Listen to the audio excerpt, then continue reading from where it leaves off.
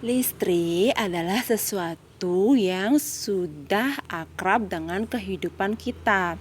Mungkin kita satu hari tidak bisa hidup tanpa listrik, sepertinya seperti itu ya anak-anak. Nah, bagaimana proses listrik bisa mengalir ke rumah kita? Nah, listrik yang ada di rumah kita dihasilkan oleh generator pada pembangkit listrik.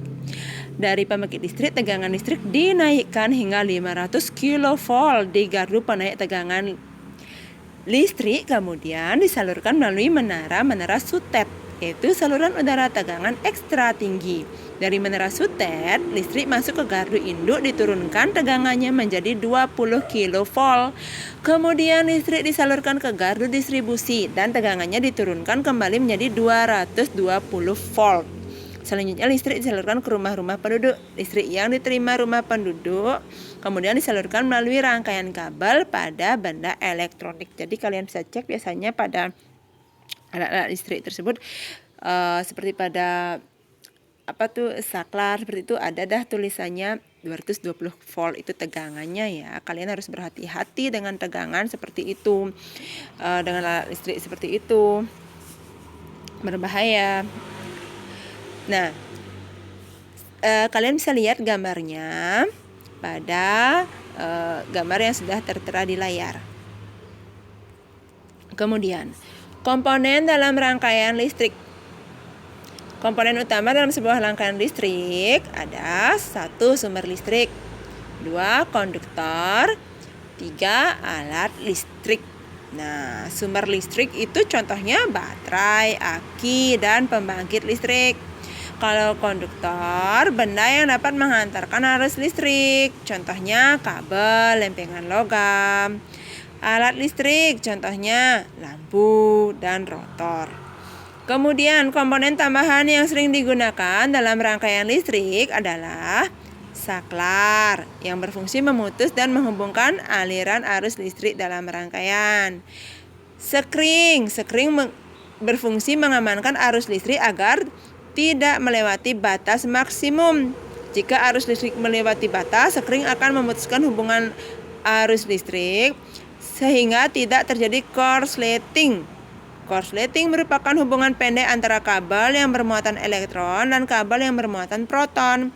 Korsleting dapat menimbulkan percikan api serta memicu kebakaran.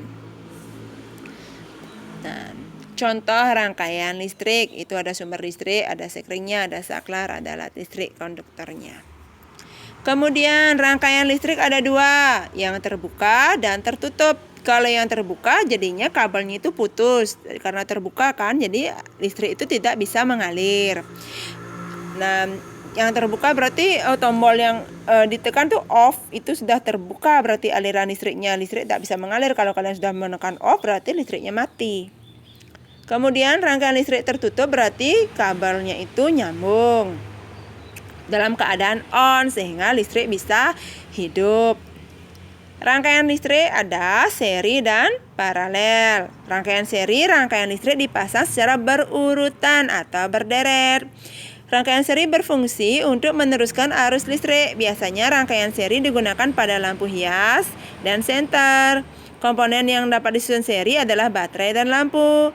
Terdapat beberapa perbedaan yang terjadi pada rangkaian listrik apabila baterai atau lampu disusun secara seri. Perhatikan, kalau rangkaian seri pada baterai, kalau baterainya yang dirangkai seri seperti pada gambar A, nyala lampu akan lebih terang. Semakin banyak baterai yang disusun seri, lampu akan menyala semakin terang. Lampu akan cepat padam jika kelebihan tegangan pada baterai. Nah, jika rangkaian yang dirangkai secara seri adalah lampunya, jadinya lampunya yang berderet. Kalau yang A itu kan baterainya yang berderet. Kalau yang pada gambar B lampunya yang berderet.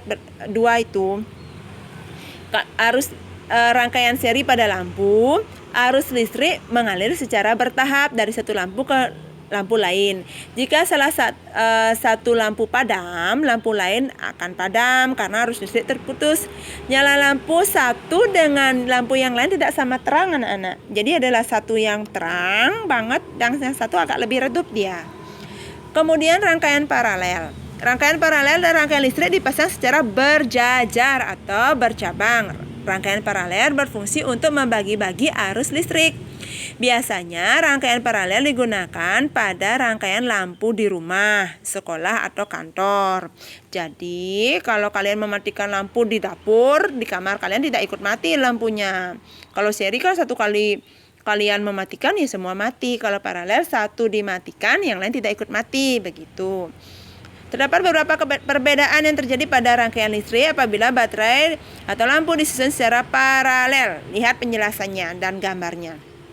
Pada gambar A, baterainya itu disusun secara paralel. Ingat ya, yang A itu baterainya yang disusun secara paralel. Nyala lampunya tidak bertambah terang. Nyala lampu sama dengan nyala lampu yang dihubungkan dengan sebuah baterai saja. Baterai yang disusun paralel akan bertahan lebih lama dalam menyalakan lampu. Kemudian, jika lampunya pada yang B, lampunya yang disusun secara paralel, arus listrik mengalir secara bersamaan dari satu lampu ke lampu yang lain. Jika salah satu lampu padam, lampu lain akan tetap menyala karena arus listrik tidak terputus. Nyala lampu satu dengan yang lain sama terang, jadi pembagiannya rata ya.